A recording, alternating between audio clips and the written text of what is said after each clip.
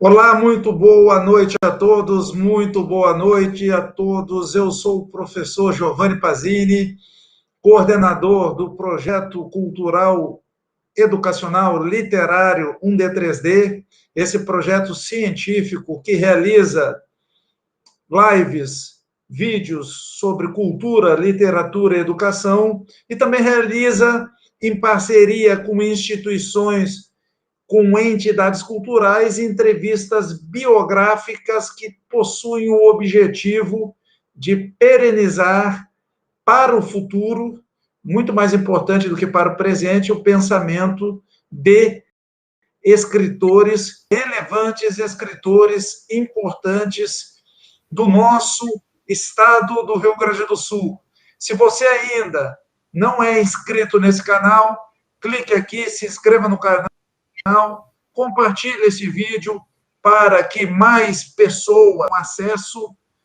Pegue o link, remeta aí para os seus conhecidos, dando aí uma boa noite a Ana Maria Godoy de Almeida, boa noite à escritora argentina, que participou aí de diversos livros acadêmicos, a professora Eugênia Dalcomo, seja muito bem-vinda.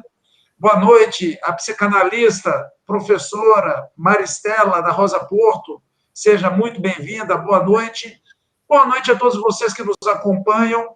E na noite de hoje, nos nossos 4 canais, no canal do YouTube, canal 1D3D, no Facebook, no Twitter e no Twitch, nós teremos professor doutor Lucas Vicentini, nós teremos a presença de um grande escritor, um grande pensador gaúcho, professor, boa noite, professor José Adilmo Lima, seja muito bem-vindo.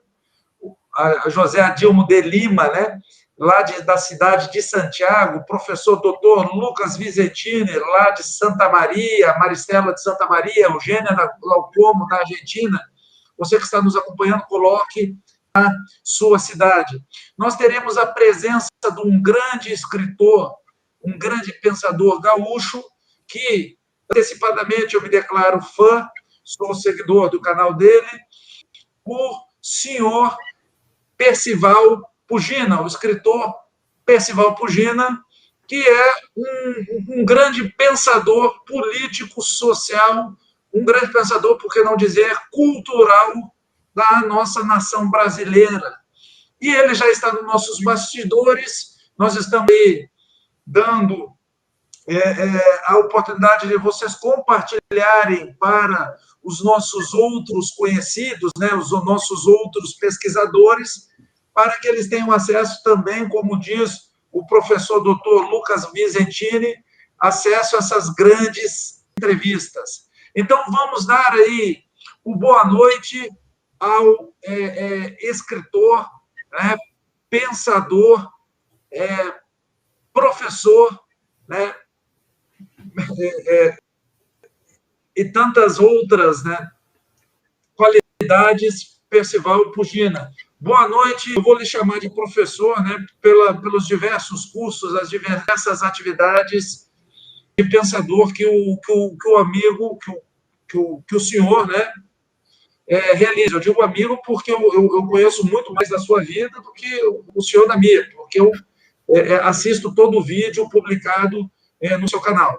Boa noite, professor, escritor, pensador, Percival Pugina. Seja muito bem-vindo ao projeto 1D3D em parceria com a Academia Rio Grandense de Letras. Seja muito bem-vindo. Muito obrigado, professor Giovanni Pazini. Muito obrigado também pela presença de vocês que estão aqui assistindo a esta entrevista, interessados nesta pessoa que está longe de ser um personagem. À medida que o professor ia fazendo, se referindo a minha responsabilidade crescia assustadoramente. E, enfim, é um prazer estar aqui conversando com vocês e vou procurar. Olha, eu não me sinto neste momento como alguém que está sendo gravado para a posteridade. Eu me sinto, nesse momento, como alguém que está conversando com pessoas interessadas na cultura, interessados em nosso país, interessados, eventualmente, naquilo que vou dizer, e espero não decepcioná-los, né, negativamente. Peço a Deus que me ajude nessa tarefa que me foi atribuída tão generosamente pelo professor. Muito obrigado, Paulo. Nós temos aí a participação da poeta Irene Santos, da Casa do Poeta de Santa Maria. Seja muito bem-vinda, boa noite, está nos assistindo.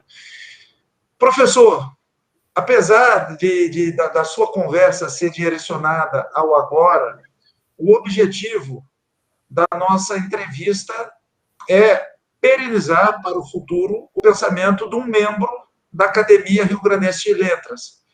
Essa instituição que é importantíssima para o nosso estado do Rio Grande do Sul, importantíssima no aspecto literário, cultural.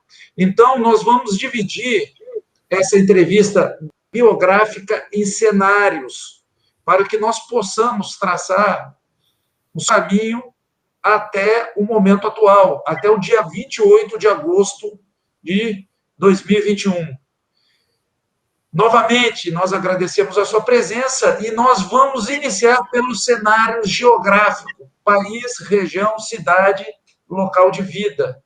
O senhor nasceu em qual cidade? Fale-nos rapidamente sobre a sua infância e sobre a localidade em que cresceu. Olha, toda a menção que faço à minha terra natal, ela vem sempre tomada de emoção. Eu amo a minha cidadezinha, embora eu a tenha visto se degradar do ponto de vista social, econômico, físico, ao longo dos anos,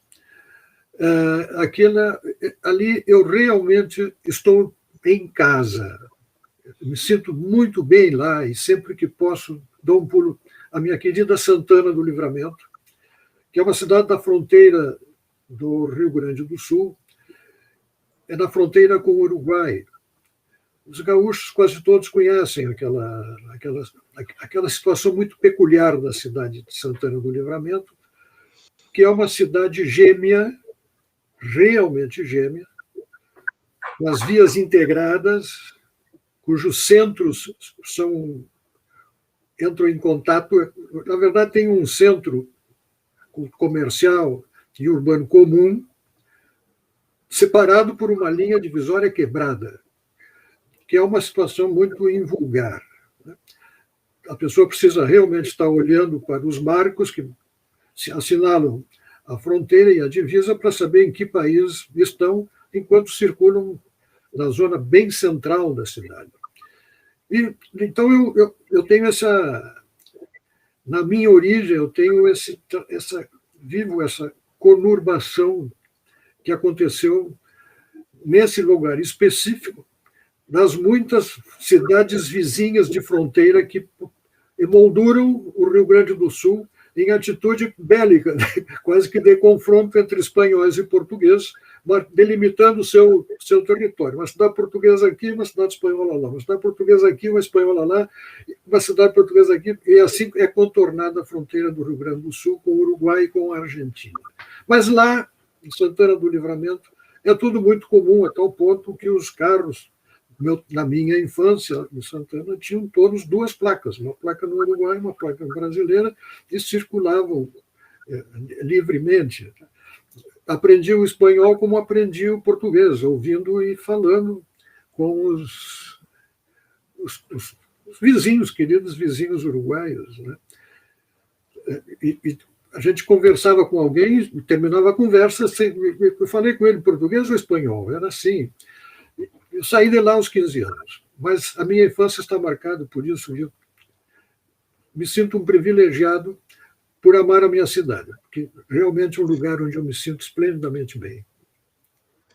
Eu posso dizer que eu conheço relativamente bem a sua cidade. Eu sou de Santiago, né, que é uma cidade quase fronteiriça, e morei muitos anos na cidade de Santa Maria. E nós eventualmente, nós visitamos a famosa Livramento, né, para esses contatos ali com estrangeiros.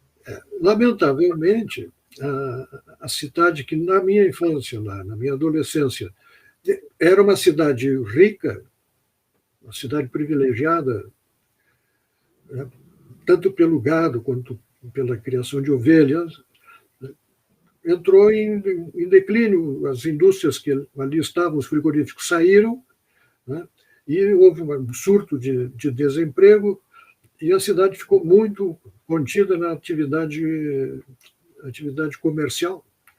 Né? A gente percebe claramente que os prédios... Está faltando... A gente começa a perceber que uma cidade está empobrecida quando começa a faltar tinta nas paredes das casas. Né? Isso é parte do cenário. E relativamente, geograficamente, a cidade de Santana do Livramento é uma cidade grande, né? De tamanho, né? E com passagens históricas, especialmente de revoluções e guerras assim significativas, né? Realmente foi uma cidade guerreira, né?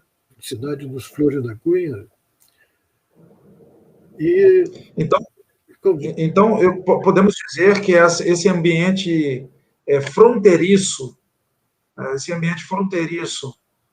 com o Uruguai influenciou bastante a sua infância, como acabou de nos dizer, tanto pela questão de muitas palavras que são fronteiriças, né? São do gaúcho e do gaúcho, né? Sim, claro. E facilita, inclusive, me facilitou muito a questão dos idiomas, porque dominar estes dois idiomas latinos ajuda a entender a gramática dos demais. Né? Então, a gente praticamente anda com relativa facilidade em qualquer país com idioma latino. Só para conhecimento do público, na atualidade, o senhor mora na cidade de Porto Alegre. Moro em Porto Alegre. Está falando da cidade de Porto Alegre. Desde os meus 15 anos. Já há bastante tempo. Já há bastante tempo, sim. Bastante tempo. Nós vamos entrar agora exatamente no cenário histórico. Século, décadas, fatos relevantes. Cite alguns fatos históricos que tenham marcado a sua personalidade. Pode ser fatos municipais, fatos que tenham relevância no próprio Estado, mesmo no nosso país, ou mesmo fatos históricos internacionais aí que tenham marcado a sua memória. Bom, eu começaria mencionando uma peculiaridade. Eu me alfabetizei. Eu vou juntar as duas coisas porque tem a ver. Eu me alfabetizei com 4 anos de idade, lendo o jornal no chão, as manchetes dos jornais no chão, com a minha mãe, sentada ao chão também, sobre o velho Correio do Povo. Ali ela me ensinou a juntar as letras para formar as sílabas e compor as palavras. Então, eu, aos 4 anos, estava alfabetizado. E coincidiu que no ano seguinte, quando eu tinha já 5 anos de idade, houve uma eleição presidencial, em 1950, e eu já, leitor de manchetes e leitor de jornais, acompanhei de perto, muito de perto, aquela eleição, porque o Getúlio Vargas era ali da região. Né? Ele era de... Olha, qual era a cidade dele? Enfim, ele era da fronteira com a Argentina, São Borja. E frequentava Santana do Livramento.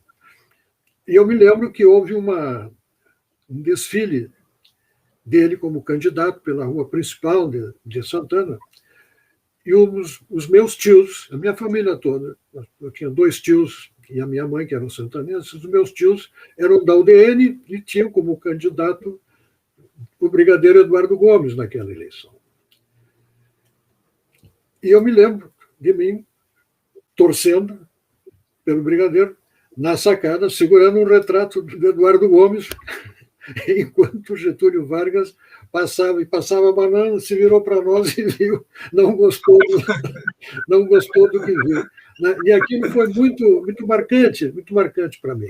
Ou seja, eu nasci, na verdade, numa família que sempre esteve envolvida com política, sempre teve posição política firme e consolidada, e eu absorvi muito daquilo na minha própria formação. Aquele foi um fato e um período, né, pelo qual, através do qual eu permaneci sempre envolvido e interessado na política e observando a política brasileira com o tempo.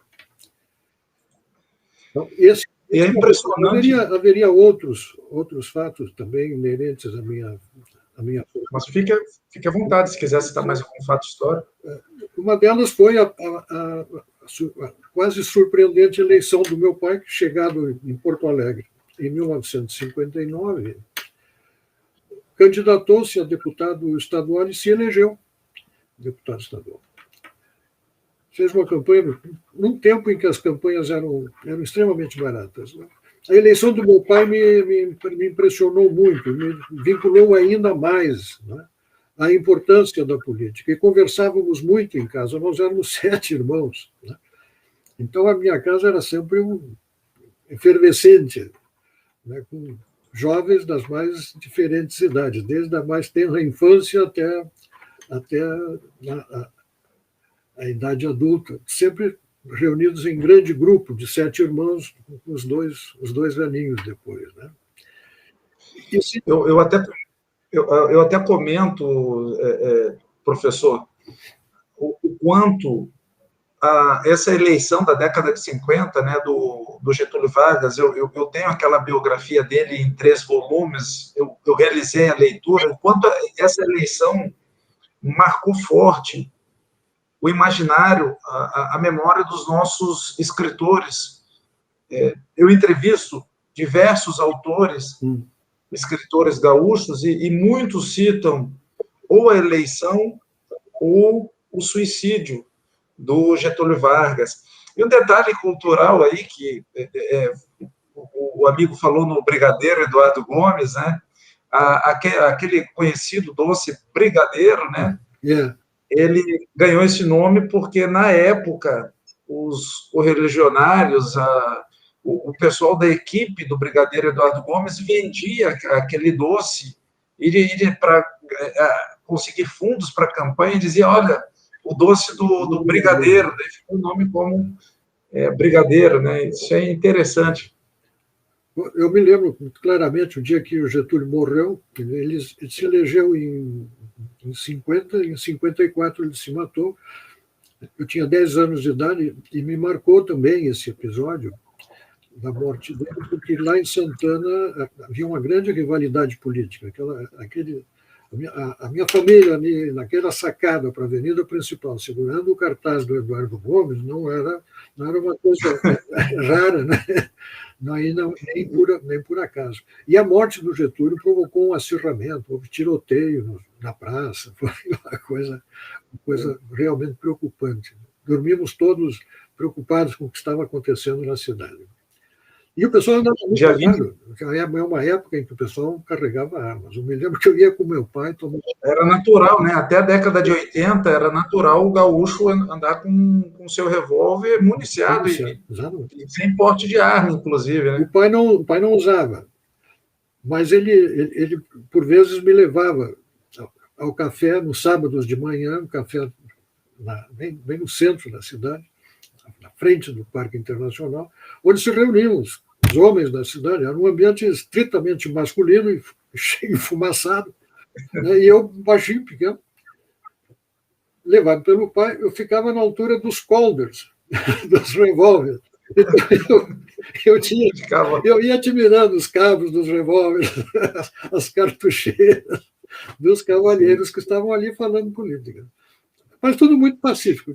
De vez em quando a coisa engrossava, mas aí corria bala. Aliás, dia 24 de agosto de 1954, que marca há poucos dias aí o falecimento do Getúlio. Nós vamos, então, ao próximo cenário, que é o cenário familiar, pais, irmãos, parentes próximos. O professor Percival Pugina já adiantou alguns aspectos do próprio pai, da própria infância, mas como foi o seu ambiente familiar da infância e qual a importância desse ambiente familiar da infância para o atual contexto social do escritor? Definitivo, extremamente decisivo para a minha vida. Primeiro, ter nascido de uma família grande, numerosa, a gente aprende a delimitar espaços e respeitar espaços. Me lembro que nós morávamos numa casa grande, em cima do Morro do Fortim, lá em Santana do Livramento, um pátio enorme, e viemos para Porto Alegre, quando viemos em 59, nos alojar num apartamento de 3 quartos, 7, o pai, a mãe e 7 filhos. Então, no meu quarto tinha 4 camas, era quase um albergue, cama de albergue. E essa convivência nas refeições, etc., tudo isso muito ruidoso também. Então, essa é uma característica que me marcou. A questão de não tem espaço para egoísmo nessas condições de família grande. Né? Então, nunca tive esse embaraço na minha vida. Sempre respeitei os espaços alheios e sempre procurei ambientes de integração de convívio. Mas, além disso, fui abençoado com um pai maravilhoso, responsável, trabalhador, educador, paciente. Com a idade ele foi se tornando impaciente, mas a gente entendia que era o peso da idade. Né? Ele muito estudioso, economista, formado, trabalhando no comércio, na atividade comercial, depois passou para a atividade política, exerceu 4 mandatos como deputado aqui em Porto Alegre. E a minha mãe, poetisa, professora de piano. Então, a minha casa sempre teve livros, poesia, música clássica. E, assim, eu era um adolescente que o que eu mais gostava de fazer, até porque não tenho nenhuma aptidão física para o esporte, eu sou um desastre. Me dei uma bola, eu me enrolo de saída, não sei o que fazer com aquele objeto. E sou fisicamente muito indolente para fazer esforço, para caminhar, para fazer exercício, para essas coisas. Então, a minha diversão era realmente intelectual, era ler e ouvir música. Era o que eu mais gostava de fazer já como criança. Fui educado num ambiente assim, e meu pai e a mãe proporcionavam isso. Então, lia-se. E às vezes lia-se muito mais em espanhol do que em português, porque as editoras em espanhol eram mais produtivas, né? Então, lia leitura e música, e depois uma coisa tão prazerosa, você pode bem imaginar, a mãe chamando os filhos para ouvir poesias, ela declamar as poesias que fazia. Nós éramos os ouvintes das suas obras que, uma vez cantadas para nós, iam para uma pasta dentro de uma gaveta e ali ficaram, até que, anos depois, meu pai editou 4 livros com poesias dela. Ela fazia poesia e desovava numa gaveta, manuscritas. Isso foi editado. Então, essas coisas me marcaram muito, me trouxeram para uma área, para um interesse na área da cultura, da literatura, da música. Mas, ao mesmo tempo, eu não me sentia preparado para andar por este caminho, para ir para o campo das humanas. Tanto que a minha formação, eu sou formado mesmo em arquitetura. Muita gente não sabe. Arquitetura e urbanismo, né? Arquitetura e urbanismo. Eu fiz a faculdade de arquitetura aqui em Porto Alegre, trabalhei como arquiteto quase 20 anos. Até que, de repente, a minha vida deu um giro. Mas essa foi a minha origem foi assim. Quando viemos para Porto Alegre, nos alojar naquele apartamento que descrevi, dado o barulho da minha casa, da minha família, era complicado estudar, né? Então, eu ia estudar na biblioteca municipal. E entrava, ficava na praça da Matriz. E, quando terminava os meus estudos, eu ia para a Assembleia Legislativa, antes do pai se eleger deputado. Eu ia para a Assembleia Legislativa para ouvir os discursos parlamentares de excelentes oradores, os deputados da época. Eu me deliciava de ouvi-los. Não, hoje nenhum jovem pensaria em fazer uma coisa dessa, cometer tal desatino, e eu realmente até nem aconselho, porque vou ouvir muita bobagem, né? Muito mudou, né? Que talvez tenham imaginado que pudesse ser a riqueza da atividade pública, né? Mas, para mim, aquilo era realmente saboroso, porque o Rio Grande do Sul teve excelentes parlamentares durante um longo tempo. Depois começou uma decadência, que agora começa a melhorar aqui no Rio Grande do Sul. Mas, de modo geral, era rampa abaixo. Certo. E a sua família, o senhor tem filhos, tem netos? Sim. Da atualidade, comente um pouco sobre a família da atualidade, sobre seus filhos, para nós também arquivarmos, guardarmos isso na nossa entrevista. Eu tenho 2 filhos e um neto. E, bom, são muito queridos, né? Saíram de casa. Nós não vamos estar domingo, normalmente domingo, como era na tradição da minha família, almoçávamos todos juntos, na casa do pai e da mãe. Da mesma forma, aqui em casa, o almoço dos domingos é com a família. E amanhã, como a Marisa e eu não vamos estar, então antecipamos para hoje. Eles saíram daqui não faz muito tempo, passaram horas conosco aqui, no convívio familiar. E, enfim, já estão adultos, estão criados com as suas atividades.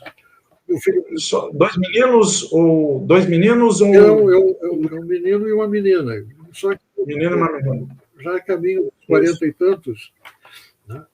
Mas são muito queridos. Já não são mais tão meninos, né?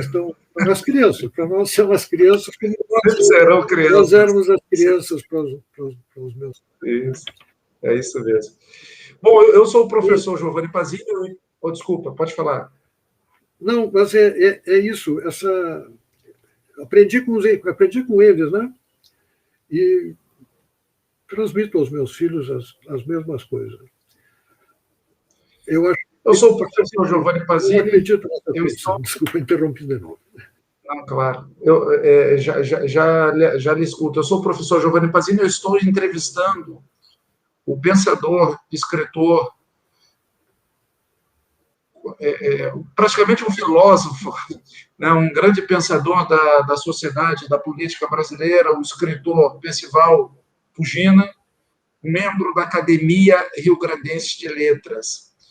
E nós nos interrompemos aqui na fala. Se você está nos assistindo, nós pedimos que você compartilhe esse vídeo, se inscreva no canal, se ainda não for inscrito, porque o canal é voltado para a educação, literatura e cultura, e nós teremos, claro, outras entrevistas como essa, e até para mais pessoas conhecerem esse lado biográfico do professor Percival Pugina.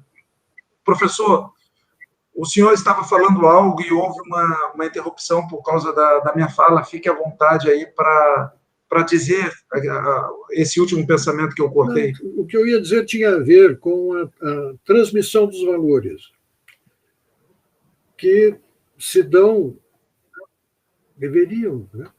Habitualmente, seria o melhor. O ideal seria que, embora nem sempre a vida permita que assim seja, né?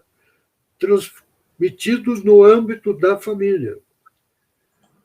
Porque no âmbito da família os valores são, antes de serem passados e repassados para os filhos, eles são testados na prática.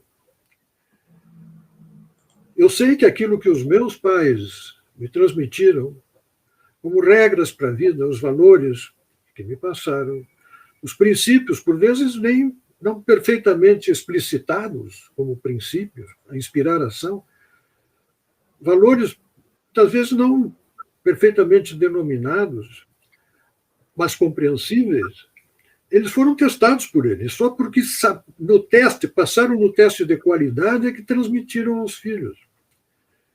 E a vida mostrou para mim que é assim. E eu considero que essa transmissão dos valores no contexto e no seio da família é indispensável para uma vida harmônica na sociedade, para a qualidade de vida da sociedade. Eu creio firmemente nisso, até porque percebo claramente a dispersão que acabou acontecendo em relação ao tempo da minha adolescência, da minha infância, da minha adolescência, da minha juventude, com a dispersão desses valores, porque lá naquela época que mencionei inicialmente, aquilo que a minha mãe dizia, que meu pai falava, era a mesma coisa que a professora falava no colégio, e era a mesma coisa que a vizinha falava para o seu filho, e era a mesma coisa que o padre falava na igreja, e era a mesma coisa que a emissora de rádio transmitia nas suas considerações, quando tinha oportunidade e ocasião de fazê-lo. Ou seja, havia um consenso social em relação ao que era realmente significativo para a harmonia da sociedade. Não havia gente destruidor desse contexto. Quer dizer que não havia, certamente havia também, claro, não? Mas não se tinha ação orquestrada, mundial, internacional, contra isso. Né? A sociedade ela avança de melhor forma olhando para o passado. A conservação da herança cultural dos nossos pais, avós, dos nossos parentes, né? Não somente a conservação da herança cultural, mas também se utilizando da família, dos valores, das aprendizagens como um instrumento de mudança social. Eu gostaria de já vou passar a palavra ao senhor, mas só dar boa noite ao Eduardo Timpone de Moura, que comentou, muito boa noite, a professora Cida Perufo, de Rosário do Sul, lá perto da sua cidade de Santana do Livramento, aos colegas militares César Ramos Duarte e Luiz Souza, né? Muito bem-vindos, obrigado pela participação nesta entrevista biográfica do escritor, professor Percival Pugina. E, professor, nós falamos agora há pouco, o senhor citou sobre a questão dos valores. Nós vamos entrar exatamente nesse momento num outro cenário, cenário educacional relativo à escola.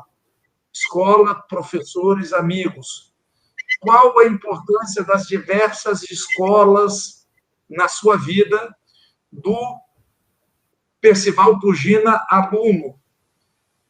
O senhor pode até citar diversas escolas, mas nós gostaríamos também de saber qual a escola que marcou o coração do aluno Percival Pugina. Sem dúvida. Que bom falar sobre isso, viu? É bom falar sobre isso. Eu tenho grandes amores nessa formação. E o primeiro é onde eu fiz o curso primário da época, né? Os primeiros 5 anos, que na verdade para mim foram 4, porque eu já entrei no segundo ano porque estava alfabetizado. E tive um pequeno colégio. Eu estudei sempre em escola pública, num pequeno colégio municipal, colégio simples, num prédio já então velho. Uma excelente professora do ensino primário, que se encantou com a nossa turma e disse à diretora, até porque ela era idosa, que iria acompanhar a nossa turma até o 5º ano, quando terminávamos o ciclo do ensino fundamental, na época, e depois ela se aposentaria. Então eu tive essa graça de ter uma excelente professora, 2º, 3º, 4º e 5º ano do primário, a mesma pessoa, acompanhando a turma, e fazendo aquilo com um amor extraordinário, porque ela amava a turma e a turma gostava muito dela, ela queria muito bem. Nunca mais esqueci professora Elvira. E foi um período fantástico. Realmente aquilo está gravado no meu coração, e eu passo ainda hoje, quando vou lá, passo naquele prédio e me lembro da minha infância. E ali fiz boas amizades também. Então, aquele colégio me marcou na infância. Depois, tive uma rápida passagem pelo Colégio Secundário Santana, depois fui a Rio Grande, não havia curso científico, então, que eu e meu irmão mais velho, tinha um irmão que era um ano mais velho que eu, estávamos cursando, e nós acabamos indo para Rio Grande, na casa dos nossos avós, os pais do meu pai, para completar, e faríamos lá, em princípio, faríamos lá o curso científico. E eu estava completando também o quarto ano do ginásio, completei, só que nesse período meu pai e a minha mãe, com os outros 5 filhos, se mudaram para Porto Alegre. Então, fiquei lá menos de um ano, e nos mudamos para Porto Alegre. Fiquei lá no Colégio Lemos Júnior. Foi pouco tempo para que ele me marcasse. Mas, professor, em Porto Alegre eu tive a aventura novamente de ser abençoado na condição de aluno. Fui aprovado para ingressar no Colégio Júlio de Castilhos de Porto Alegre. Que colégio! Que colégio, professor! Que professores que eu tive! E que dinamismo na vida interna do colégio. Porque a política... Só uma pergunta, desculpe interromper o seu pensamento. Houve uma dificuldade de adaptação nessa transição para o Júlio de Castilhos? Porque eu digo que eu era aluno do interior do estado, da cidade de Santiago, e quando eu fui para o Colégio Militar de Porto Alegre, eu senti uma dificuldade muito grande de adaptação em relação à dificuldade, a diferença do nível de dificuldade entre uma escola e outra. O senhor chegou a sentir isso ou conseguiu se adaptar bem? Não. Não passamos por isso. Entrei muito bem, porque tanto o Colégio de Santana era um colégio bom, quanto o Lemos Júnior de Rio Grande era um bom colégio, onde eu saí para ir para lá, eu e meu irmão, e os dois entramos. Era tão disputadas as vagas no Júlio de Castilhos, que havia uma seleção. E nós fomos aprovados e entramos muito bem. Não tive dificuldade também ao longo do curso. E, além de aprender com bons professores, realmente um elenco de professores selecionados, era o colégio padrão do Estado, definido como tal, né? Pena que depois ele também entrou num processo de decadência, deterioração. Né? Mas eu vivi ali, creio que realmente o auge daquele educandário, né? E com uma atividade política intensa também, no início dos anos 60, estou falando dos anos 60, 61, 62, 63. Né?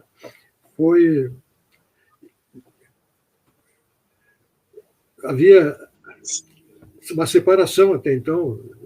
As meninas estudavam de manhã e os rapazes estudavam de tarde. Que interessante. Isso numa escola pública, né? Coisa início dos anos 60. Mas, quando chegou a hora... Naquela época também tinham as escolas para meninos, escolas para meninas e as conhecidas escolas mistas, né? Que possuíam meninos e meninas, né? Mas ali criou-se, naquele ano em que eu entrei para o 3º ano do curso científico, uma separação em relação, quanto ao curso para onde se dirigiam os alunos do colégio para o curso universitário. E a turma da arquitetura, que foi a minha, foi formar turma com a turma de arquitetura das meninas. Então, eu tive a aventura de fazer parte de um grupo ali, uns 15 ou 20 rapazes numa turma, num andar inteiro de mulheres. Foi um período muito bom. Uma experiência similar que eu tive realizando letras onde a maioria, a grande maioria, também eram meninas. Quem não estava habituado com aquilo foi uma festa. Mas o grande... Professor, então, assim, eu gostaria que o senhor repetisse, para ficar bem claro, qual dessas escolas, porque todas, nós percebemos que todas tiveram um significado grande no seu coração. Sim. Mas qual delas, se tivesse que escolher uma, qual delas seria a escola do coração? O querido Julinho. O Julinho. O querido Julinho. Excelente. Aí veio um período extraordinário da minha juventude. E agora nós vamos... Marcou muito, pode falar. Marcou muito, tanto na memória quanto a minha formação. Eu tive uma boa formação técnica, né, que depois complementei com uma formação humanística, na qual eu sou autodidata. Eu fui estudar, embora tendo essa formação técnica, eu passei a me interessar também pelos aspectos sociais. E levei um bom tempo nisso, fazendo um trabalho de minha própria formação, buscando o meu próprio caminho de conhecimento e de compreensão dos fenômenos. A tal ponto que eu, anos depois, já cinquentão, eu fui fazer vestibular para jornalismo. Mas fui fazer como um desafio para saber, será que eu passo? Depois de tantos anos fora do ambiente escolar, será que eu passo no vestibular para jornalismo? E a minha filha fazia naquele ano vestibular para psicologia. E eu a acompanhei no vestibular, nós íamos juntos, ela fazia para uma coisa, eu fazia para outra. E eu achei o vestibular tão fácil. Por quê? Porque eu tinha formação técnica e tinha formação humanística, formado como autodidata, e acompanhava os fatos. E já tinha maturidade, por exemplo. Então, eu achei o vestibular uma barbada, né? E eu comparava com as notas, com os pontos que a minha filha fazia, e eu dizia, olha, alguma coisa aqui está errada, acho que alguém aqui não vai passar. E ela passou também, e eu tirei o primeiro lugar. Parabéns. Muito obrigado. Mas foi uma breve experiência, eu acho que eu fiquei uma semana em aula e me desencantei com a... Interessante, hein? Eu não me desencantei com a PUC, nem com os professores com os quais tive uma rápida convivência. Eu me desencantei com a turma. Pouco interesse que demonstravam. Imagine, professor, nos primeiros dias de aula, os alunos já com uma conduta de alguém que não está afim daquilo, que não quer estudar, que não está interessado, fazendo outras coisas em sala de aula. Não era assim no meu tempo, eu não conseguia entender o ambiente aquele. Será que se aprende aqui dentro? Vou passar agora 3 anos, 4 anos aqui, vivendo assim, vou perder tempo aqui, vou perder tempo de contato com a minha família. Abandonei em seguida. Sim. Agora, professor, nós vamos entrar num outro cenário. Cenário pessoal, a delimitação do eu, a delimitação do escritor. Uma pergunta difícil, a primeira pergunta desse cenário é uma pergunta difícil. Por quê? Porque é para o próprio autor definir-se. Quem é Percival Pugina? Defina-se. Eu percebi, enquanto me entrevistavas, que tu tinhas alguma dificuldade para dizer exatamente o que sou. É um pensador, é um intelectual, é um escritor. Eu me vejo como e realmente me vejo assim, e não me vejo mais que isso, e fico muito feliz por ser o que sou nesse momento e nesta fase da minha vida. Eu me vejo como um cronista, um observador da realidade, que soma à sua formação um tempo de experiência, de observação da realidade, que me permite, com bastante segurança, compreender essa realidade, interpretar essa realidade, estabelecer relações de causa e efeito, que são muitas vezes abandonadas nas reflexões que se fazem em sociedade. o Brasil inteiro se tornou, olha, dominantemente um país onde as pessoas são críticas. Tudo é crítico, tudo é criticado, tudo é criticável, mas não se apontam caminhos, não se apontam causas, condenam-se as consequências e muitas vezes abençoam-se e protegem-se as causas. Olha, eu vejo tanto disso, todo o tempo, em ambientes aparentemente esclarecidos, em ambientes cultos, em ambientes sofisticados, reproduzindo a mesma conduta, que isso me preocupa em relação ao próprio futuro do Brasil. Por isso me fiz cronista. Por isso me fiz articulista. Por isso, os meus livros preferenciais são livros de crônicas sobre a realidade que eu escrevo, embora já tenha escrito livros com outra intenção e de outra forma. Se alguém imagina, né, e eu até penso que a literatura tenha muito a ver com romance, com contar histórias, esse é um talento que eu não tenho. O que eu sei que faço, olha, modestamente, sei que faço bem, é escrever crônicas sobre aquilo que vejo, compreendendo a natureza dos fatos. E comecei exatamente por perceber a necessidade disso, por perceber que pouco se fazia esse tipo de trabalho, que a ele me dediquei. Compreendi, observando a política por dentro, e aí houve uma mudança radical na minha vida, em 85, com a redemocratização do país.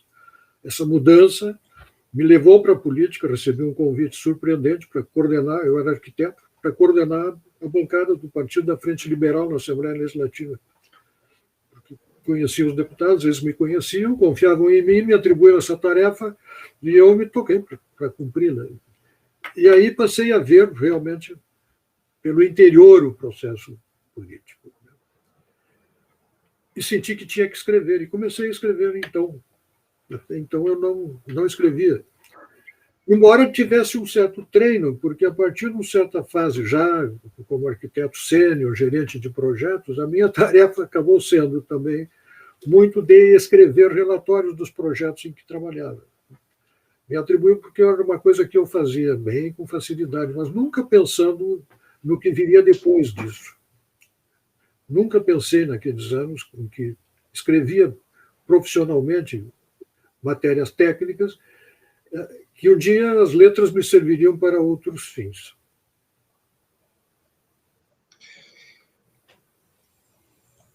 É assim que...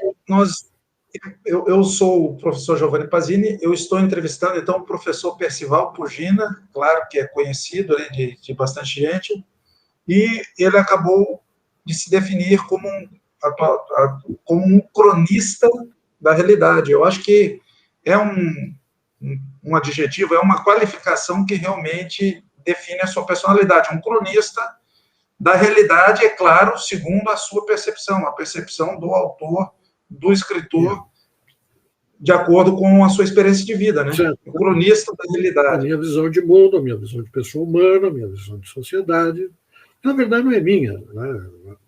Isso é compartilhado, de modo geral, pelos pensadores. A historicidade, né? Na história, os bons pensadores. A sua historicidade de vida com base nas suas leituras, nos autores, nos escritores, nos teóricos, nos pensadores, que nós chamamos que o senhor tem contato no dia a dia. Aquilo que nós... Segundo seus valores e crenças, óbvio. Claro, exatamente. Conservadores, né? Conservadores. Eu sou um conservador, vou deixar bem claro. A diferença, nós vamos, então... a diferença entre o conservador e o reacionário, né? Daquilo que eu digo tantas vezes. A sociedade, pelo menos a parte mais madura da sociedade, ela percebe, chega na maturidade, percebendo que no percurso até aquele momento, até certo momento, até certa faixa etária, algumas coisas boas ficaram para trás. E alguns querem voltar para trás e ficar lá atrás. Quer dizer, querem que a história volte para trás para reviver, restituir, restaurar aquela realidade antiga. O conservador não faz isso.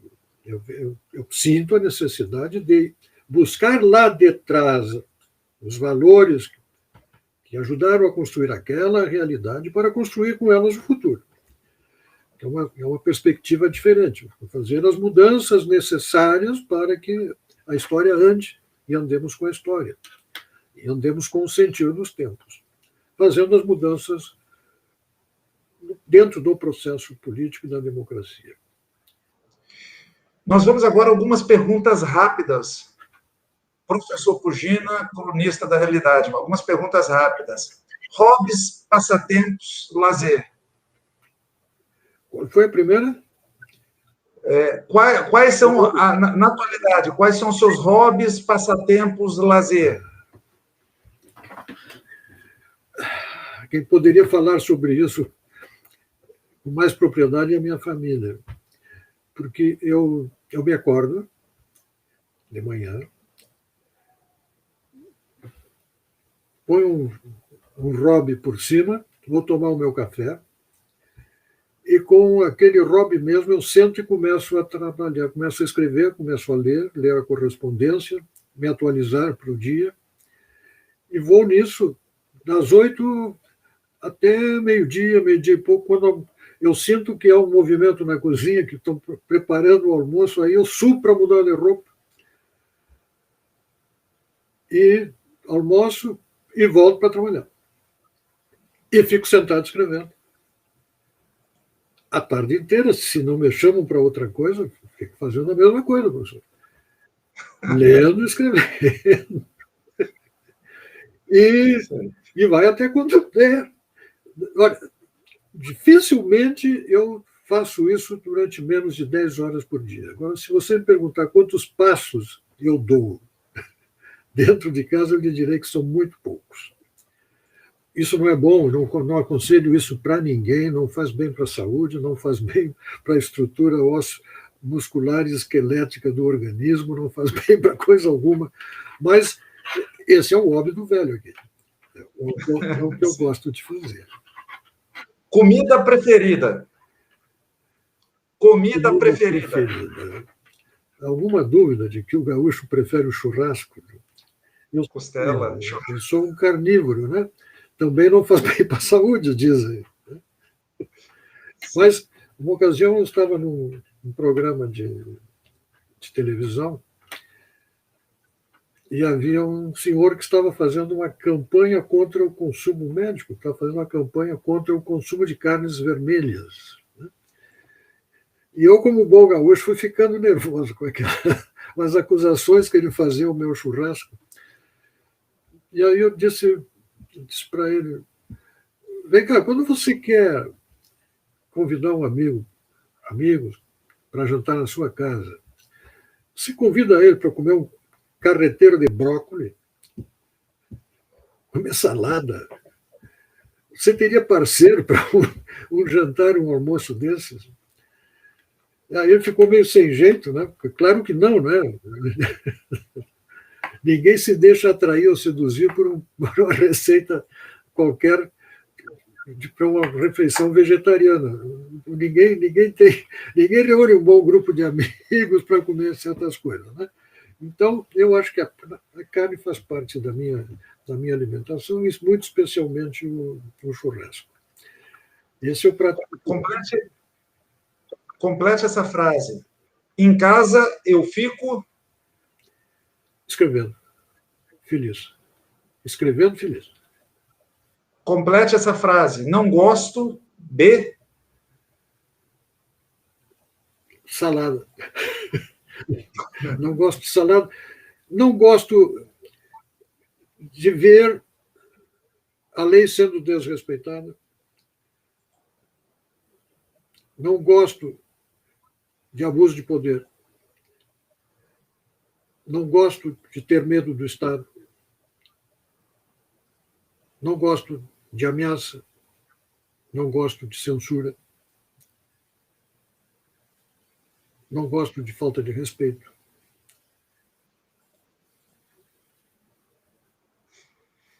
Complete essa frase. O que eu mais prezo é...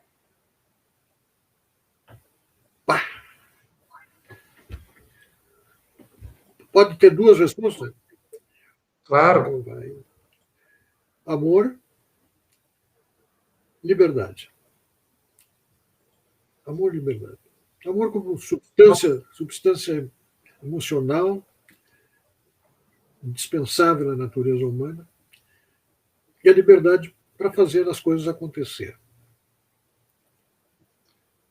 Nós vamos passar a um outro momento de perguntas difíceis, aspas, né, difíceis de se responder, mas antes disso, vou ler um comentário da poeta Irene Santos. Tenho que expressar minha satisfação em estar conhecendo mais da vida desse grande escritor, cujo artigos na antiga Zero Hora tanto apreciei ler por compactuar com seu pensamento ético-político. Obrigada, professor Giovanni, por nos proporcionar mais esta magnífica entrevista. Grande abraço, Irene. Muito obrigado. Então, esse comentário aí a respeito da... Muito obrigado pelo carinho, né, e pela companhia, né, da qual estou sabendo. Agora, uma pergunta, professor, uma pergunta, aspas, difícil. Principal qualidade na personalidade do escritor, na personalidade de Percival Pugina. Principal qualidade na personalidade de Percival Pugina. Eu acho que é a compaixão. Por quê? Porque, não sei, o sofrimento dos outros me incomoda, me entristece, me faz sofrer junto, né? E me ajuda a compreender também a natureza, o sofrimento meu, o sofrimento alheio, me ajuda a compreender a natureza humana, né? A necessidade que nós temos de não dependermos apenas de nós mesmos. A compaixão leva a procurar ajudar o outro de várias formas. A forma a qual eu mais me dedico é ajudá-lo a compreender a realidade em que vive, por que temos os problemas que temos em nosso país. Muita gente sofre por causa deles. E muita gente pensa que vai resolvê-los apenas com a crítica, sem compreender a sua natureza. E os fenômenos sociais têm relações de causa e consequência, né? O nosso Brasil patina muito com a seguinte dificuldade. Tem que mudar, mas não mexe em nada. Na hora de mexer, puxa o freio de mão, empurra o freio com o pé, dá cavalo de pau e fica onde está. Isso. Agora vem outra pergunta difícil. O senhor falou a sua principal qualidade. Agora, o pior defeito ou mania de Percival Pugina? Que muito me embaraçou na vida, nós temos os nossos demônios todos, né? E o meu demônio chama-se timidez. A gente acha, tá se bobeando, Pugina não é tímido, sou tímido. Isso me impede, muitas vezes, de tomar certas decisões, a meu respeito mesmo,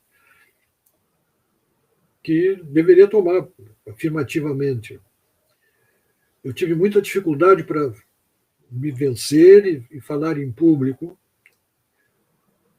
Eu tive que me reeducar praticamente para vencer isso, e fui conseguir vencer de algum modo essas resistências para os convívios sociais já bem maduros, entrado em anos, né? Me libertar das amarras para poder falar e me comunicar oralmente, dirigir a públicos numerosos, enfim, fazendo estas coisas que hoje faço, mas eu percebo claramente que esse ficar sentado em casa escrevendo tem muito a ver com isso que acabei de apontar como sendo um defeito. Embora eu não me esconda em casa, né? Mas eu fico muito bem quando eu estou na minha casa com minha mulher, minha primeira leitora. Aliás, eu não escrevo uma linha não, um texto que não seja lido por ela antes de ser divulgado, publicado, postado, o que seja. E ler, eu a chamo para ler em voz alta, porque ouvindo aquilo pega-se muitos erros da formação, aquele trabalho sobre o texto que eu faço e gosto de fazer, né? De refinar o texto, para que ele saia agradável e interessante para o leitor. Então, esse é um espaço onde eu, de certa forma, às vezes me analisando, Giovanni, eu acho que eu me escondo. Sim. A principal qualidade, a compaixão, o pior defeito ou mania, a timidez. Interessantíssimo. Agora nós vamos a uma pergunta também difícil, e nós realizamos essa pergunta a todos os escritores. Existem momentos com máscara? Qual ou quais atividades pessoais ou sociais que talvez o eu, Percival Pugina, não seja o eu, Percival Pugina? Não me imagino nessa situação. Não me imagino nessa situação. Mas, nesse sentido, eu sou muito autêntico. E não considero que seja uma virtude, que seja um mérito, porque não há nenhum, eu não faço esforço, né, em ser como sou. E não é do tipo assim, sou como sou e o resto que exploda, né? Sim. Não, eu sou como sou, mas atento às consequências.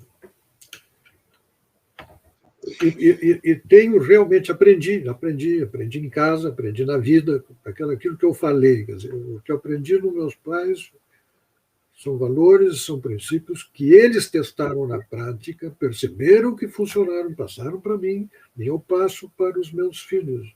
Eu e a Marisa passamos para os nossos filhos, para o nosso neto.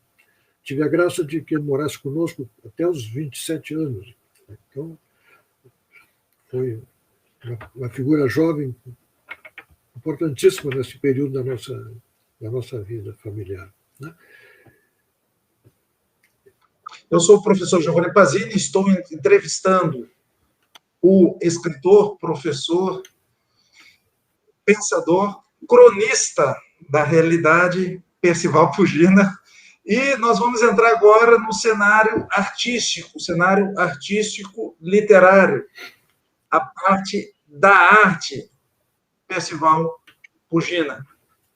Nós gostaríamos que o senhor citasse 3 autores, um pouco mais, um pouco menos, escritores, artistas, cineastas, que realmente tenham influenciado a sua obra literária. Aqueles autores de cabeceira que todo escritor possui.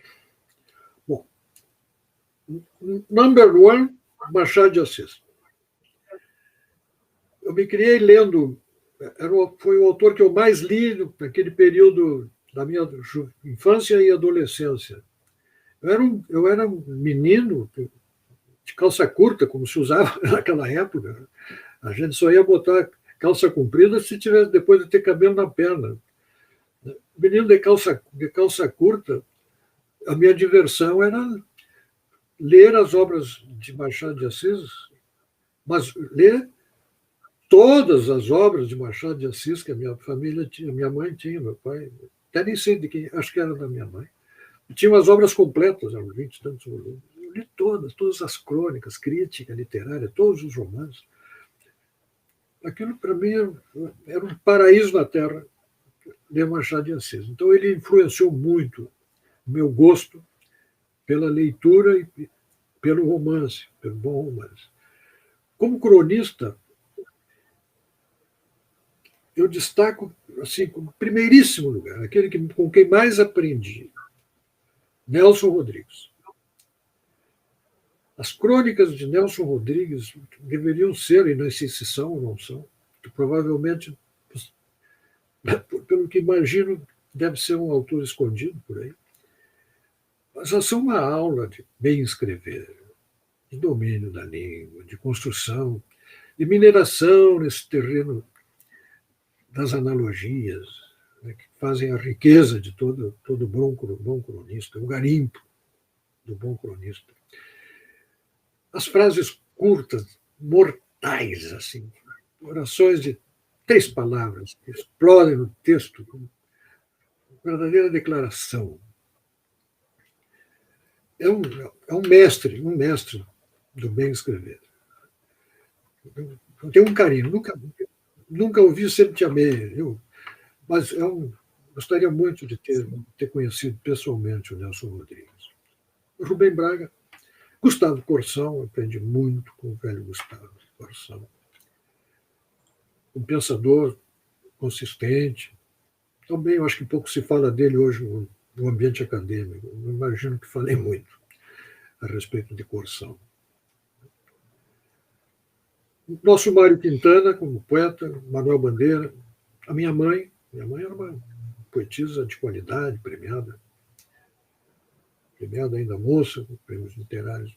Vinícius de Moraes, eu tinha adoração pelas poesias do Vinícius. Aprendi com a minha mulher era apaixonada pelas poesias de Vinícius de Moraes, e eu aprendi a gostar das poesias dele pela mão dela, pela orientação dela.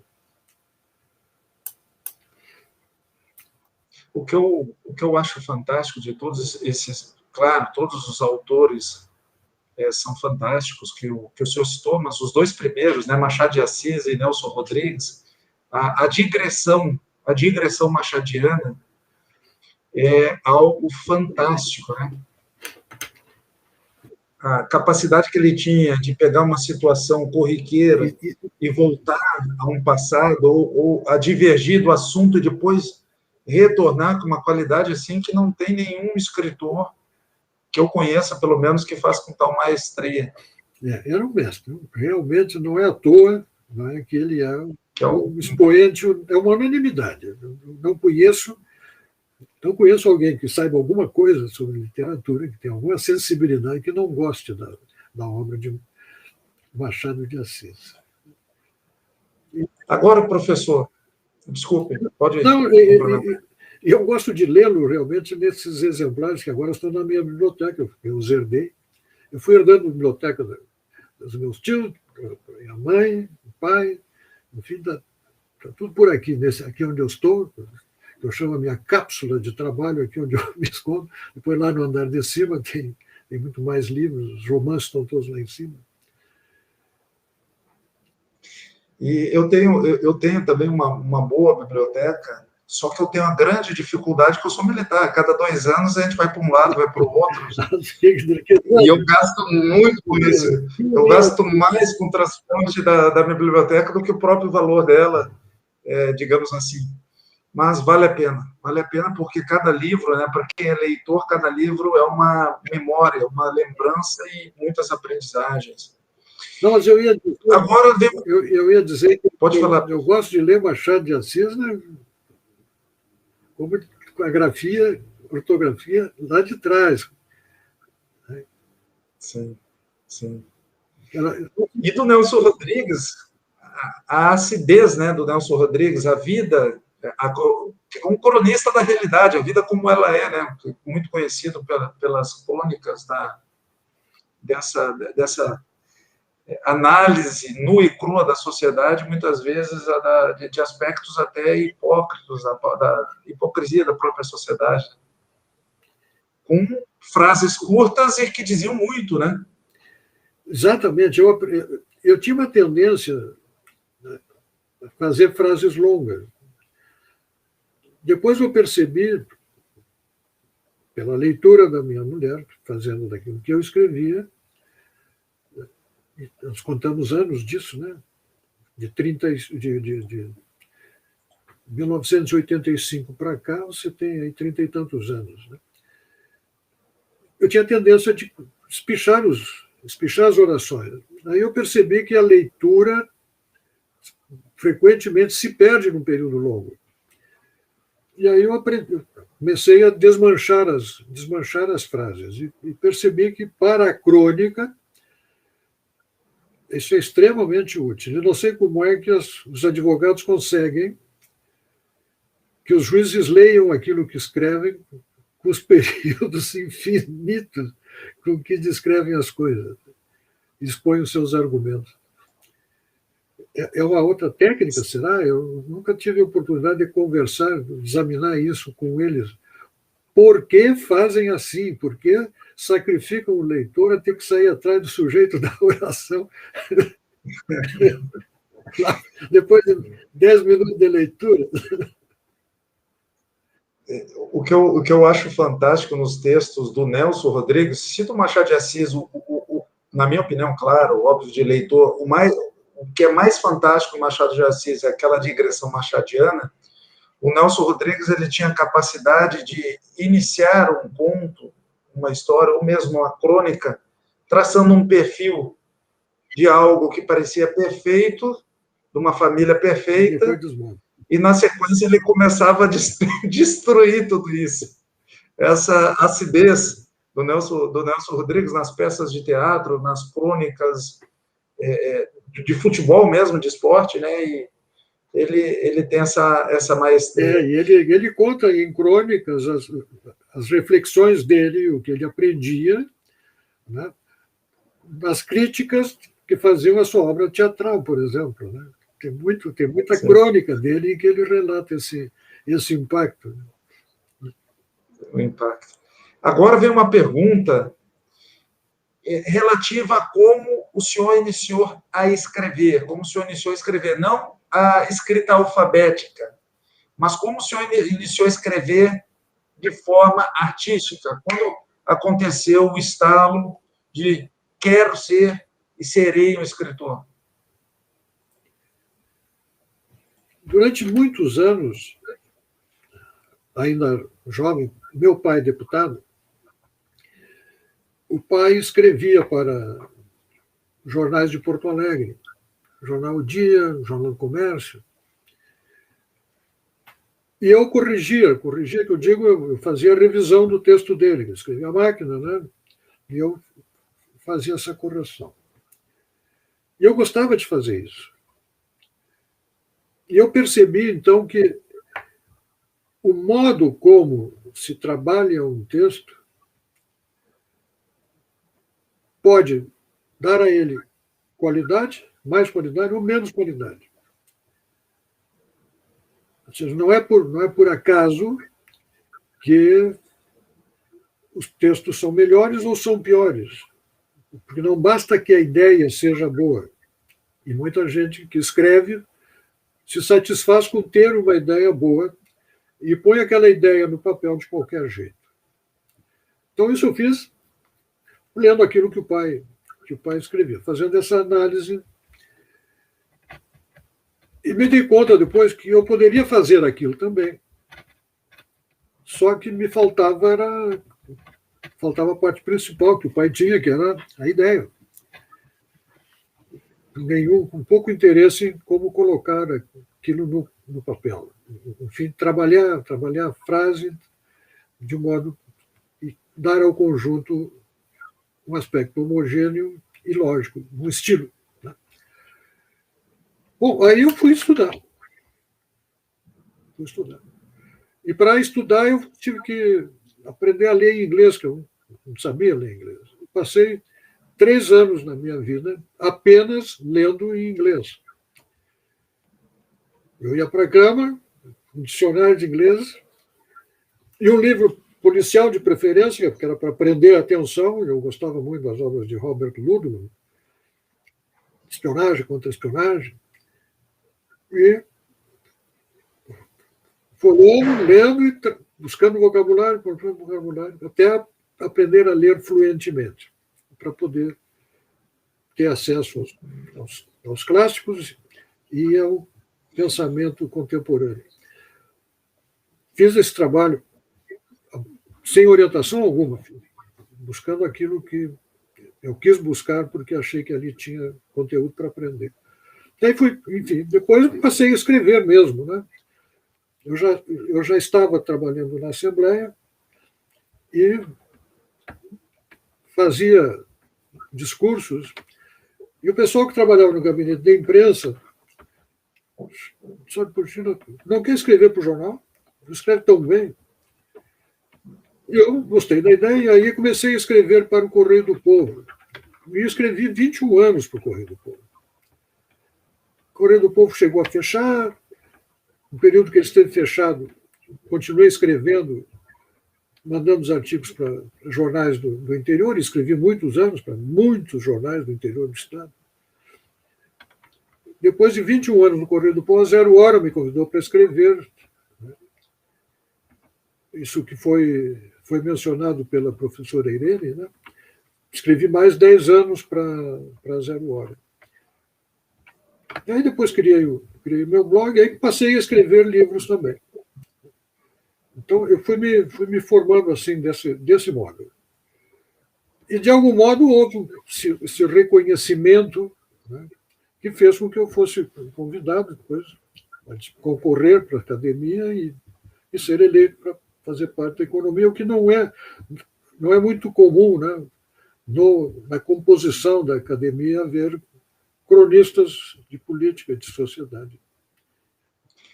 E aí existe a pergunta, não era esse momento, mas como o senhor citou a Academia Rio Grandense de Letras, já vou aproveitar e já vou encaixar nesse instante, que é o momento adequado.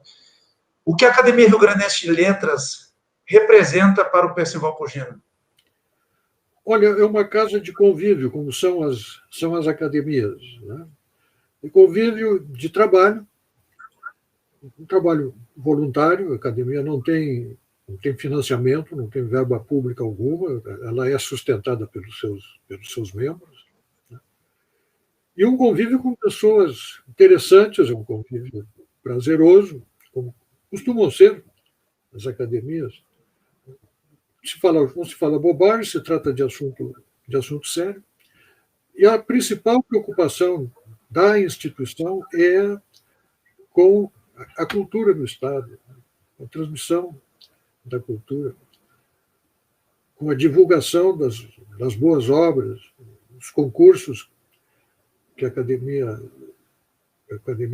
proporciona. Tudo aquilo é custeado pelos acadêmicos. Não tem recurso público, não. Nós é que bancamos ali, nos cotizamos para que as coisas possam ser feitas, porque tem que ter espaço, tem que ter uma funcionária, e as coisas têm que acontecer. Mas é muito bom, é uma convivência no meio dos ditos velhinhos, embora nem todos são, a maior parte não são pessoas tão idosas assim. Eu vou pedir para o senhor, se possível, gerar um pouquinho a sua. Isso, ou o senhor ir para a esquerda, ou gerar um pouco a câmera aí, para nós ficarmos. Ótimo. Muito obrigado. Agora vem uma próxima pergunta. Se tivesse que escolher entre única estrutura de escrita, prosa ou poesia, qual seria e por quê? Eu me sinto mais à vontade na prosa. Eu já fiz alguma poesia, mas sou um poeta eventual, né? E eu acho que poeta eventual não é poeta. O que eu sou permanentemente, o que eu sento para escrever, eu escrevo um texto. Eu leio alguma coisa no jornal, alguma coisa está acontecendo e eu sinto o impulso de tentar escrever sobre aquilo. É também uma forma de uma catarse, né? Num país tão complicado como o nosso, né? Você botar as coisas, botar as ideias para fora. gosto de fazer isso. Então, sem dúvida nenhuma, prosa. Prosa. E aí agora vem a outra pergunta. Quantos livros solos já publicou? Quais os principais temas e assuntos que aborda? Fale-nos um pouco a respeito dos seus livros. Bom, a primeira obra foi esta coletânea aqui, Crônicas contra o Totalitarismo. É um livro de 130 páginas. E qual é o conteúdo dele? O conteúdo dele é uma coleção de textos que eu escrevi sobre um período da história do Rio Grande do Sul no começo do século, que era um cenário que me preocupava. Eu não quero entrar aqui no debate político, mas as crônicas são crônicas eminentemente políticas, retratando a situação em que eu observava o que estava acontecendo no Rio Grande do Sul, num processo de transformação de tendências políticas, de substituição dos valores que vinham sendo mantidos, respeitados e preservados. E é um livro, então, de denúncia daquilo que eu considerava que fosse a presença de um movimento totalitário no Rio Grande do Sul. Então, deu a luz a esse livro. Teve uma edição numerosíssima. O segundo livro que eu escrevi, como decorrência do que eu observava nesse mesmo período, eu considero que é talvez seja o livro mais importante que eu escrevi, que é este, A Tragédia da Utopia. Aquelas observações que estão em Crônicas contra o Totalitarismo me levaram a ir a Cuba 1, 2, 3 vezes para escrever esta obra sobre o que está em curso ainda, permanece em curso. Esse livro aqui é de 2004 e decorrente de 2 visitas anteriores que fiz a Cuba nos anos 2001 e 2002. E eu escrevi esse livro ao escrevê-lo, eu tive uma sorte e, ao mesmo tempo, um azar para mim, né? Porque eu fui muito desprevenido em relação ao que eu ia encontrar e fiz contatos telefônicos, inclusive, que eu tinha os números, com dissidentes. E essas pessoas estavam sob a observação do Estado cubano, e eu passei a ser observado também, e isso ficou muito patente, que o Estado cubano estava de olho em mim. Eu ia para um almoço e entrava uma equipe de filmagem, filmar a mesa onde eu estava. E eu senti o que era a pressão do Estado. Então, A Tragédia da Utopia. O livro seguinte é este aqui, Pombas e Gaviões. Esse livro tem um subtítulo, uma indispensável leitura sobre política, porque os ingênuos estão na cadeia alimentar dos mal-intencionados. É um conjunto de pequenos ensaios que eu reflito sobre problemas persistentes da realidade brasileira, o que torna esse livro absolutamente atual, passados 10 anos. Eu publiquei esse livro em 2010. Passados 10 anos, esse livro, o que está escrito aqui, permanece valendo. E trata de problemas que então eram agudos, que eu os via como problemas graves. Eles persistem na nossa realidade, mostrando como nós temos dificuldade de enfrentar os nossos problemas e resolvê-los. A vida segue, os problemas nos acompanham junto. E daí as crises vêm junto. Né? Eu gosto muito desse livro. O livro seguinte é a Tomada do Brasil pelos Maus Brasileiros, como toda a minha obra política.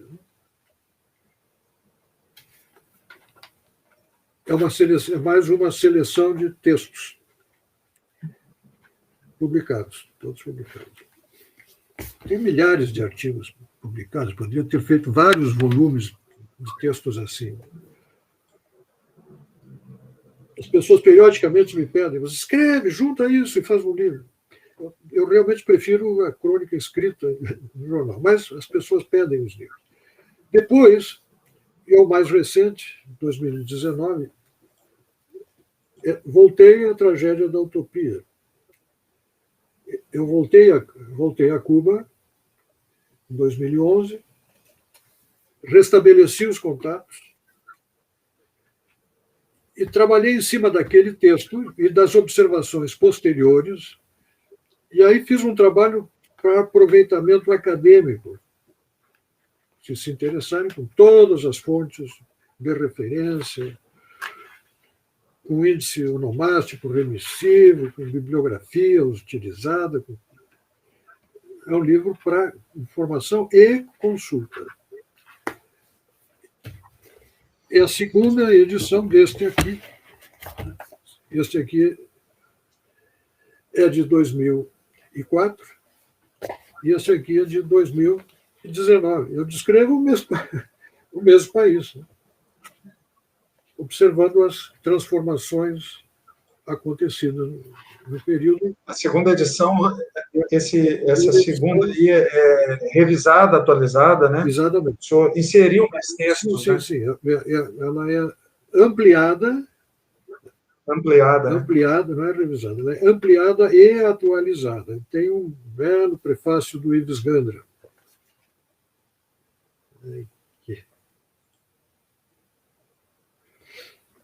Que muito me emocionou quando recebi o texto dele.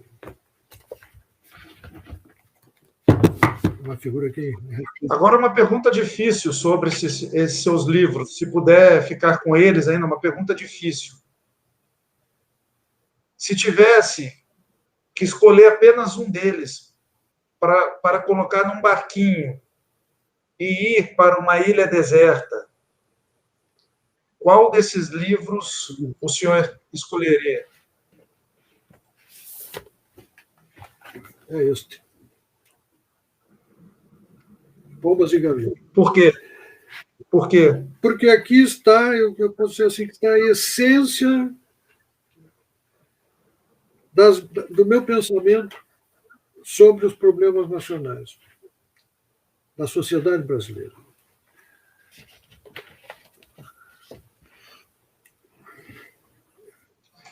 E é o que eu digo, são os problemas do Brasil. Nós estamos numa entrevista... Desculpa, te interrompi. Pode falar. No Brasil nós saímos de uma crise para uma bolha. Uma crise para uma bolha. Uma crise para uma bolha. E nós vamos assim, e não vamos bem, não dá vantagem nenhuma indo assim. E é um país magnífico, porque, apesar de tudo, é um grande país, né? Uma grande nação brasileira. Eu sou o professor Giovanni Pazini, estou entrevistando o cronista da realidade, escritor, professor, pensador, Percival Pugina, e nós vamos para o nosso último cenário da entrevista biográfica, que é o cenário expectativo, o cenário futuro.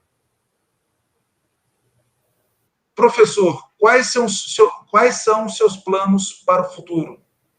E os planos literários? Olha, eu não tenho planos literários. Meu plano é continuar escrevendo. Manter o meu blog ativo, meu site, na verdade é um site, abrindo espaço para outros cronistas que me encaminham textos que eu aprovo, que eu publico, e eu considero que isso é uma tarefa significativa. Eu gosto muito desse trabalho que faço no blog. do uso que faço também das redes sociais, onde procuro, olha, grande esforço e empenho ser útil para retirar as próprias redes sociais da vala comum, onde se larga qualquer coisa, né? Todo um exercício pleno da liberdade, sem nenhuma restrição, nós estamos sujeitos, na minha perspectiva, muita censura, tem muita gente com medo de opinar, mas também um espaço de muita grosseria, né? Então, eu sei que eu procuro levantar o nível, chamar a atenção das pessoas sobre algumas condutas também. Trabalho pedagógico, que me parece que tenho condições de fazer e, por isso, eu procuro fazer. Tenho tempo, tenho saúde, e enquanto o que eu faço não destruir a minha saúde, porque esse é um risco com o qual sempre me acenam os médicos, né? Enquanto o que eu faço não destruir a minha saúde, eu vou fazendo.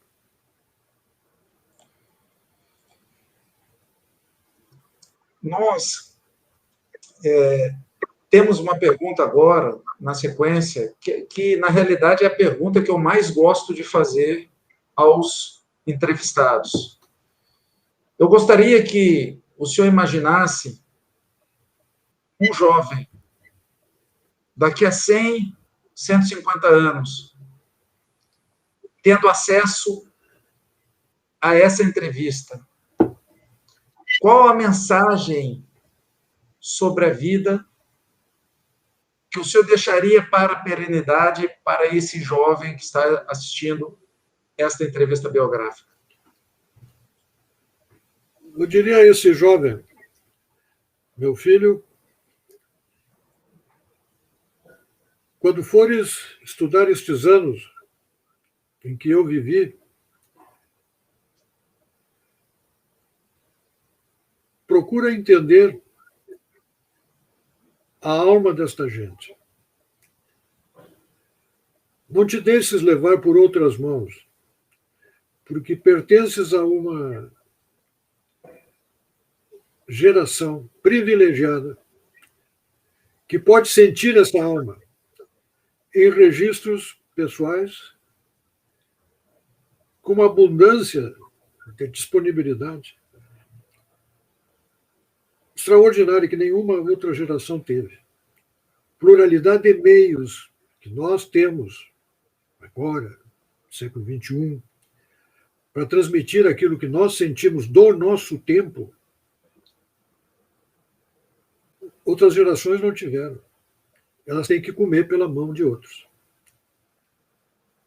E aqui tu terias, meu jovem, esta minha geração está deixando um manancial extraordinário para quem quiser garimpar os nossos sentimentos, as nossas emoções neste ano de 2021.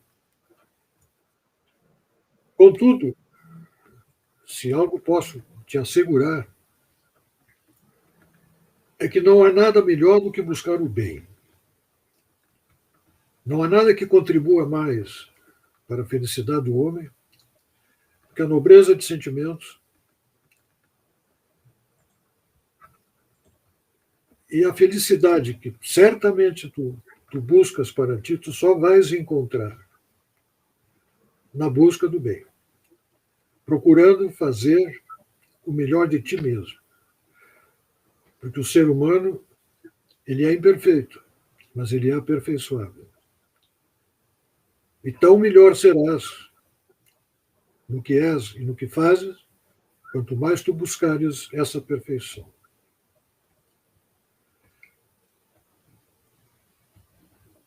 Meu jovem acredita no amor. O amor é possível. Tu não és apenas matéria. Há em ti uma essência espiritual. Não a renegues.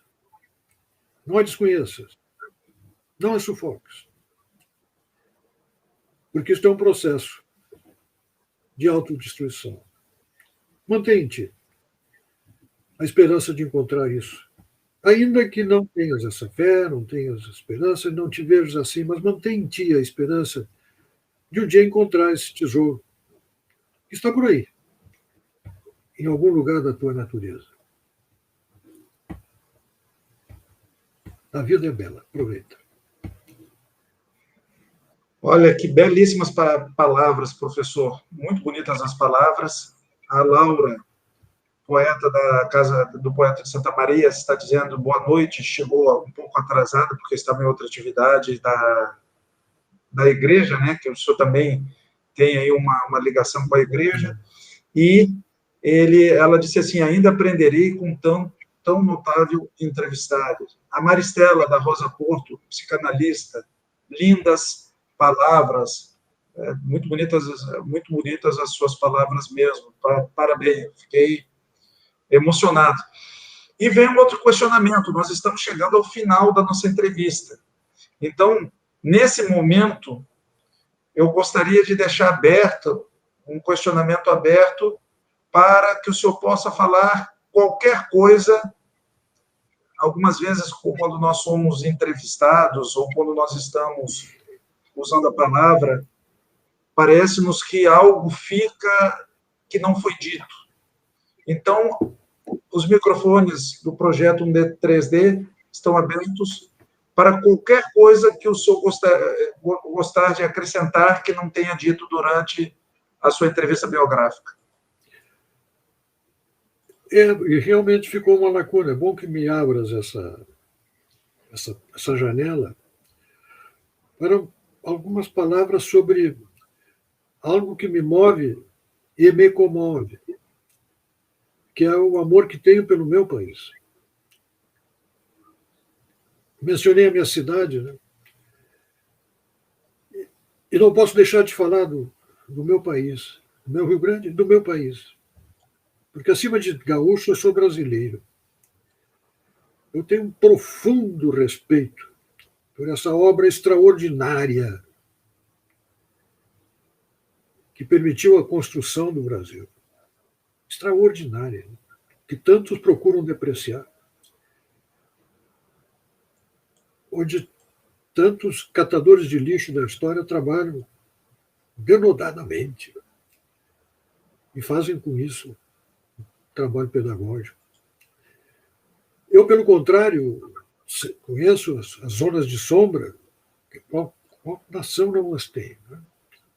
Qual nação não as tem? Mas eu conheço a grandeza do fato de sermos o mais extraordinário produto de uma das mais extraordinárias aventuras da humanidade, que foram as grandes navegações. Nós somos o mais bem-sucedido resultado disso, apesar de todo o mal que nós fazemos a nós mesmos. Tenho respeito às nossas raízes, ao idioma que herdamos, a responsabilidade que temos com o idioma que herdamos, este idioma maravilhoso que é a língua portuguesa, a fé que herdamos, a cultura que herdamos. E nós somos parte de uma história que não começa com a viagem de Pedro Álvares Cabral. A história do Brasil remonta séculos atrás, é o mesmo fio da história que passa e chega e fica aqui, constrói e vai ser. A história é uma construção, não há um episódio. Descobriram o Brasil. Mas para que isso acontecesse, né, como canta Fernando Pessoa, aquele famoso verso, o Mar Salgado, ó mar salgado, para que fosses nosso mar, quantas mães choraram, quantos filhos em vão rezaram, quantas noivas ficaram sem casar, para que fosses nosso mar. Valeu a pena? Tudo vale a pena se a alma não é pequena. Quem quer ir além da dor posso estar trocando alguma palavra, tem que ir além do bojador. Deus ao mar, o perigo e o abismo deu, mas foi nele que espelhou os céus. Nós somos herdeiros dessa história. E para que essa história acontecesse, enquanto a história aconteceu antes. A história é assim, são fios longos. E tem gente que quer cortar todos esses laços, todas essas raízes, quer destruir tudo, para começar de novo, sem saber para onde ir, de onde veio. Depreciando, criando animosidade, desdém pela nacionalidade, desdém por essa história.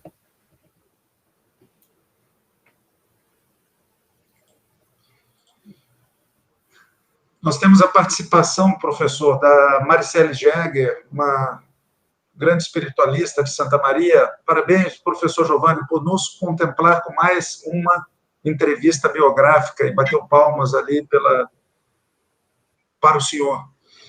Nós vamos, então, à nossa última pergunta, que não é nenhuma pergunta, é também a abertura de mais um espaço para as suas palavras finais, os seus agradecimentos. Bom, eu quero primeiro te felicitar pelo projeto. Depois, agradecer pelo convite, que reitero, né? Não vejo como um registro do Percival Pugina para a posteridade. Eu gostaria que algumas coisas que eu disse aqui fossem úteis para aqueles que assistissem a esta entrevista que proporcionaste para mim. Eu botei aqui meu coração, minha vida, minha esperança, meus quereres, meu querer, os meus amores, os meus sonhos. E eu acho que deixei num bom lugar. Agradecendo o carinho e a atenção de todos. Mais uma vez, professor, parabéns por esta iniciativa tão significativa, que fica aí como um registro. Nós é que agradecemos.